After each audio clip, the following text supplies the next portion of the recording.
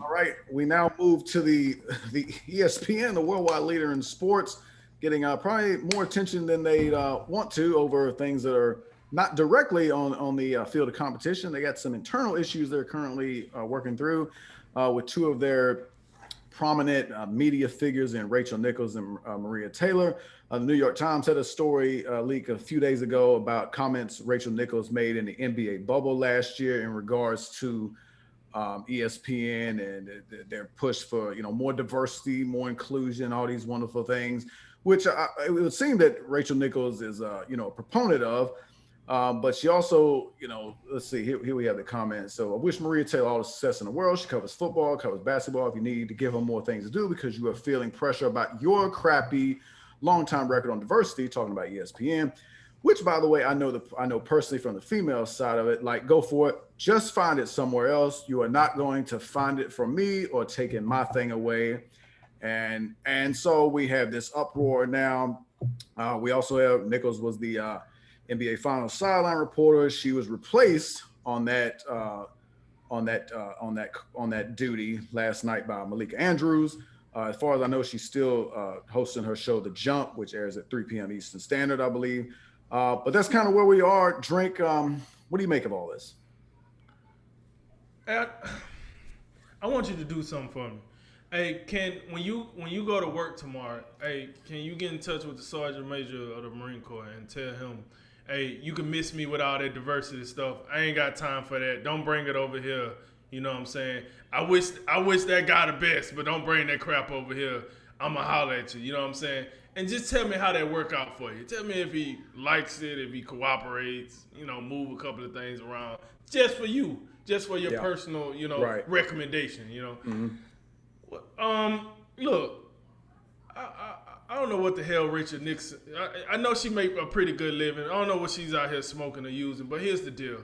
You can't go to your boss, essentially ESPN, telling them what you will and won't do. Listen, I know you're pretty powerful, but and maybe it is some things she can do that. I would think one Stephen A. Smith walks around and say what he will and won't do from time to time, being that he pretty much the face of ESPN. But for Rachel Nicholson to do this, well, Nichols, I'm sorry, for her to do this to Maria Taylor, I mean, I would look at them as peers. I would look at them as I never once look at Rachel Nichols and then say, dang man, she ain't as good as Maria Taylor. I'm gonna be honest, I've never compared the two. I didn't even know it was like a thing that they was coming for each other jobs or they was fighting for a certain pecking order. Because here's the deal, when it comes to basketball, the woman that really matters is Doris Burke. I mean, let's keep it real. I mean, y'all can see him. I got it that Maria Taylor does her host thing in the booth, but when it comes to a voice that we want to hear for real, it's probably Doris Burke. That's why she done it all in that booth. She didn't broadcast. She been on the sidelines. She done it all. And that's who we want to hear. Now, Maria Taylor has cut out a nice niche for her in college football, but I think she worked hard for that. As far as Rachel go, here's the deal. For anyone that's listening to this or watching this that listen to the Kwame Brown, I think his podcast is like the life of an NBA bust or a life of a bust, something like that. On his podcast, if you was listening to him probably like a month ago, maybe a little earlier than that, he talked about Rachel Nichols. He talked about how she has the propensity to take something small, like a small childhood story or something, and make it out to be bigger and try to make you look bad for her gain, her publicity. He says that. His words, not mine. Go back, find it. That's what he said. At the time he said it, I'm like, all right, cool. Maybe he's scoring or whatnot. Fast forward to now, I'm looking at stuff like this, and it's like, I mean, maybe he wasn't lying. Maybe it was something else. I had to ask myself, like, what happened? What really was going on, or what was Rachel really thinking about to make her say that? What made her go at the boss man like that, the management, and say, "Not over here. You ain't doing that." Maybe she felt like her job was threatened anyway, and then with everything the country was going through at the time, because this interview is old. Everything that the country was going through at the time, she just felt like she felt very threatened and she felt like her territory was going to get moved on. Now, the ironic thing is this: you said all that, right? You ain't doing it over here. You ain't going to take my place. And then what ESPN did?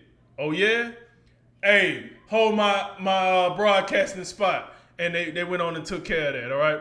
And not only did you didn't get replaced by Maria Taylor because she off doing bigger and better things. What her name? Malika Andrews. How you love that? How you love that? That's who you got replaced by, the other black girl. So I mean, if you really got a problem with that, ESPN just showed you what it is out here on these streets. Here's some more of it. So ESPN showed you was really good out here on these streets, but at the end of the day, I don't know what this whole thing about, because I don't want to call her racist. She did some racist type of activity, I guess, race related activity. I don't know if she's racist. I just know I have two articles that I can attach to her name that doesn't look pleasant as far as comments she done made or as far as how she does her day-to-day job. So I don't know what that's about. But I tell you what, this whole invasion of privacy thing that's going on in America right now, like, we really got to be cognizant of who you talking to and what you talking to them about now. This is ridiculous. I done seen so many comments get leaked, and I'm assuming she had no idea that her comments was getting recorded. But at the end of the day, man, it's no more privacy in this country. This is what I'm starting to realize. That privacy is gone out the door. You really have to watch and really pay attention to how you conduct yourself. But I would say this. I think the penalty for Rachel Nichols is warranted. Hey, you got to get replaced. You don't come here telling us what we're going to do. You don't be insensitive to what we got going on. You are an employee. You don't run this show. We run this show. And if we tell you you're going to do this, that's what it is. You don't like it, like you said, you can get replaced. And that's exactly what happened. So I do think the punishment was warranted because it shouldn't have been said. If you don't like it, you shouldn't have said it. And who they replace it with is who they replace it with. But I guarantee you this. When she comes back, if she comes back, you will see a different approach to how things go. Listen, Charles Barkley said it. Charles Barkley said it. It wasn't this direct parallel, but he said it. People come to you and tell you to watch what you say for a reason. It's a different day and age. Can't say what you want to, especially if you out here hating. And it definitely sounded like she was hating. So if you do it like that, that's what's going to happen. I think the punishment will warrant it.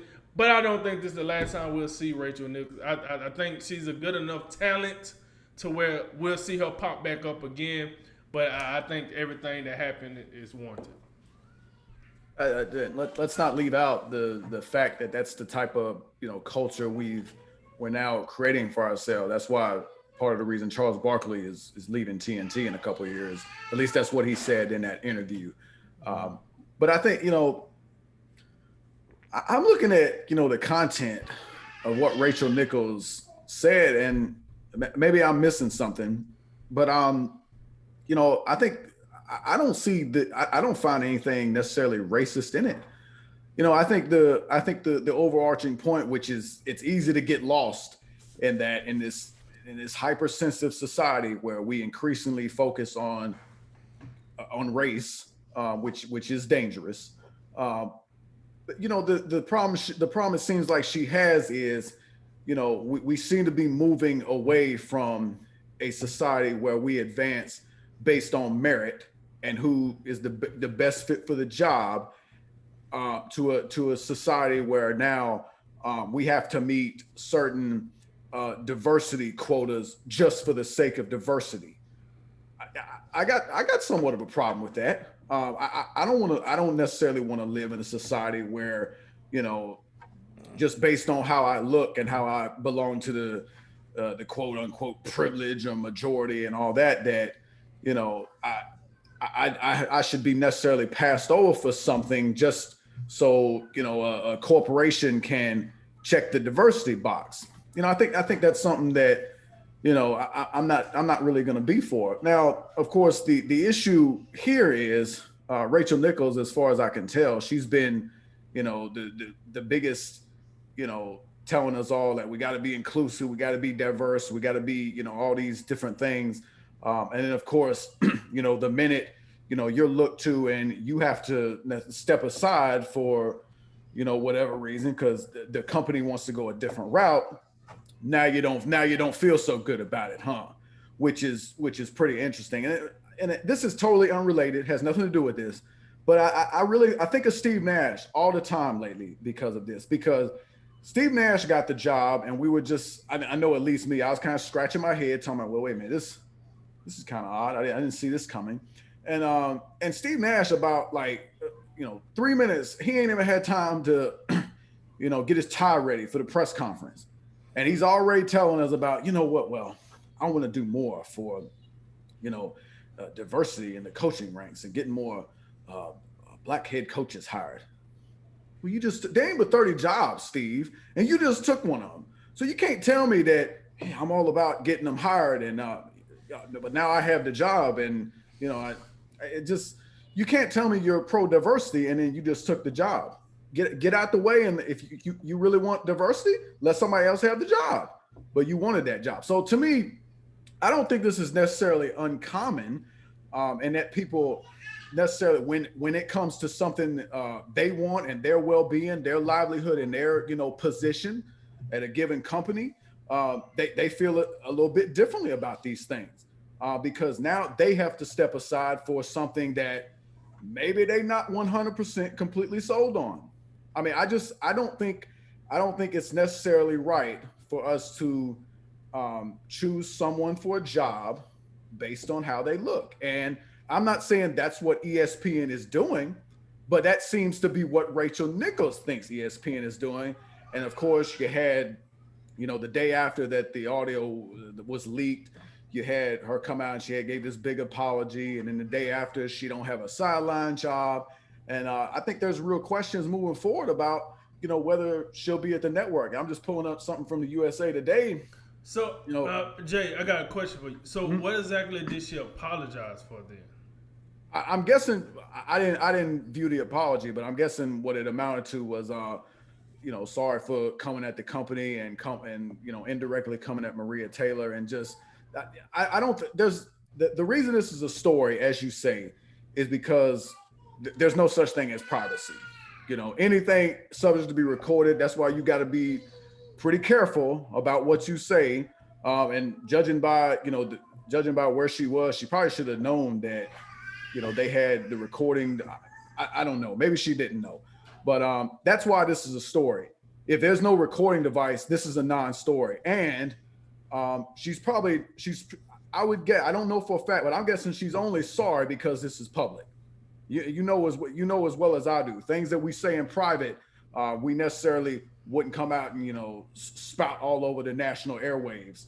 Right. And now this is a bigger deal, and it's only getting worse. Yeah, ESPN, you got management, they got to be up in arms. You got the National Association of Black Journalists, they're all involved in this now. So because of that, and because of the, like I said, the hypersensitive society we have, where we, anything race related, it's going to be a huge deal.